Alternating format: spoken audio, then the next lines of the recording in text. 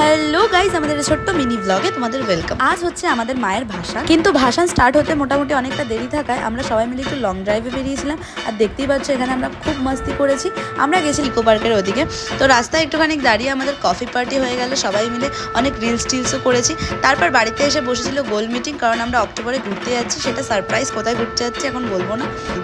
তবে এবারের ভাসানটা ছিল সব বারের থেকে একটুখানি আলাদা। আমাদের ভাসানের ডেটটা ছিল 4 তারিখ, যেদিন তিলোত্তমার মর্মান্তিক খুনের বিচার চেয়ে সবাই সবার বাড়িতে লাইট অফ করে ক্যান্ডেল জ্বালিয়ে তার প্রতি উৎসর্গ করেছিল। আমাদেরও কিছু ব্যতিক্রম ছিল না। আমরা আমাদের ভাসানে কোনো রকম গান, ডিজে, বক্স কোনো কিছু বাজাইনি, ইভেন ঢাকটাও বাজাইনি।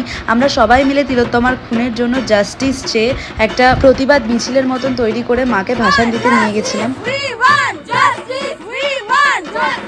এবছর মায়ের কাছে আমার একটাই চাওয়া, মা যেন দোষীদের শাস্তি দেন আর অন্যায়ের প্রতিবাদ করতে গিয়ে যাতে কোনো মেয়েকে এইভাবে আর প্রাণ দিতে না হয়।